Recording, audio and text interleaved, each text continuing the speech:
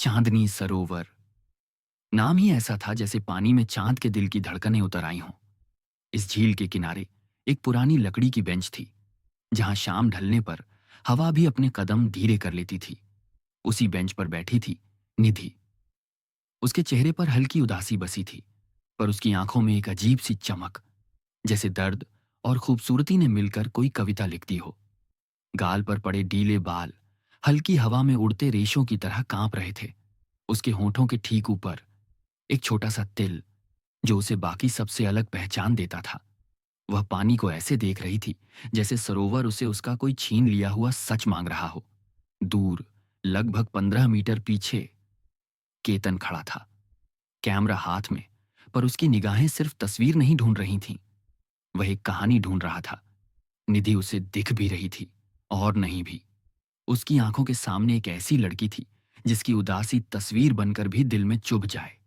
पर केतन के मन में सिर्फ एक ही बात थी, ये पलों को कैद कर लूं या इन्हें जाने दूं। वह चुपचाप उसे देख रहा था, जैसे किसी अनजाने खिंचाव ने उसके कदम रोक दिए हों। चांदनी सरोवर उन्हें अब तक नहीं जानता था, पर उसे मालूम था, ये दो आत्माएं किसी पुराने वादे की तरह एक दूसरे को तलाश रही हैं। हवा और ठंडी हुई, सूरज नीचे, चांद ऊपर। यही वह पल था जब निधि को लगा, कोई मुझे देख रहा है।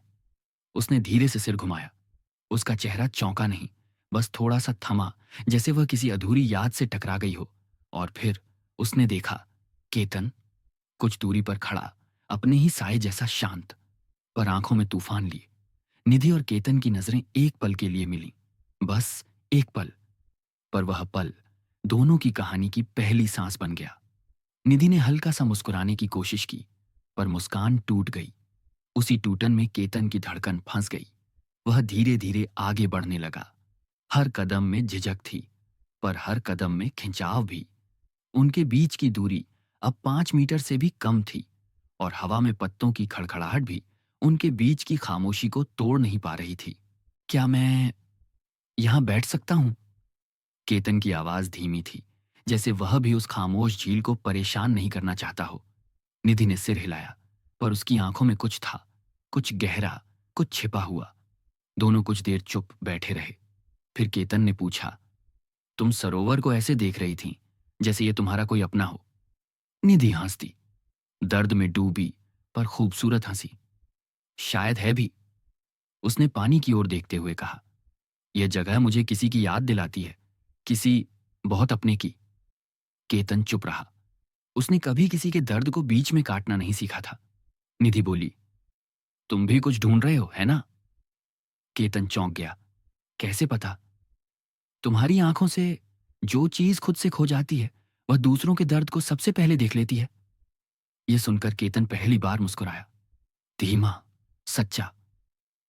मैं यहां तस्वीर लेने आया था, वह बोला। पर शायद मैं जिस तस्वीर को ढूंढ रहा था, वह तस्वीर खुद चलकर मेरे सामने आ गई। निधि ने उसकी ओर देखा। हवा थम सी गई, चांद ऊपर चमकने लगा। दोनों के बीच एक नर्म अनकहा रिश्ता जन्म ले चुका था। कुछ दिन बीत गए। निधि और केतन रोज वहीं मिलते, चांदनी सरोवर के किनारे। धीरे धीरे हंसी बातें, छोटे राज, डर, खुशियां, सब उनके बीच उतरने लगे। पर एक दर्द था जिसे न निधि बोलती थी, न केतन पूछता था।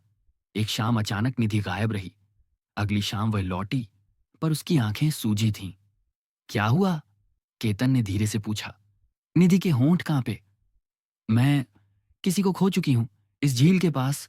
मैंने उसे आखिरी बार देखा था। केतन का दिल कस गया, पर उसने कुछ नहीं कहा, बस उसका हाथ थाम लिया, और वह पकड़ निधि की टूटन को थोड़ा सा जोड़ गई। उस रात पहली बार निधि ने अपना सिर केतन के कंधे पर रख दिया। चांदनी सरोवर की लहरों में दो अधूरी कहानियां एक पूरी कहानी बन रही थीं। पर प्यार हमेशा आसान नहीं होता। एक दिन निधि ने कहा, केतन, मैं तुमसे दूर जाना चाहती हूं। केतन सन्न। क्यों?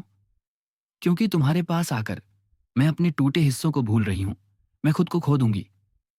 केतन ने गहरी सांस ली। अगर तुम्हें खोने का डर है तो मुझे पकड़ लो, दूर मत जाओ।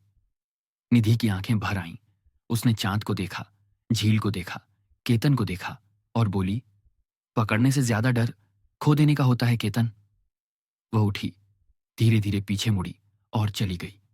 केतन वहीं रह गया, टूटा हुआ पर चुप। उस रात चांदनी सरोवर भी पहली बार अंधेरा महसूस कर रहा था।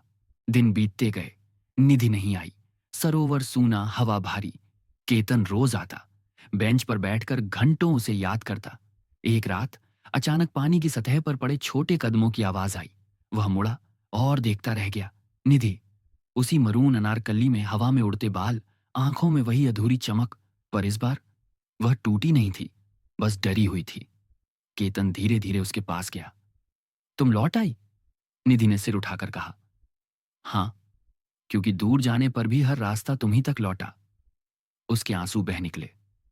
मैं डरती हूं, पर इससे ज्यादा डर तुम्हें खोने का है केतन।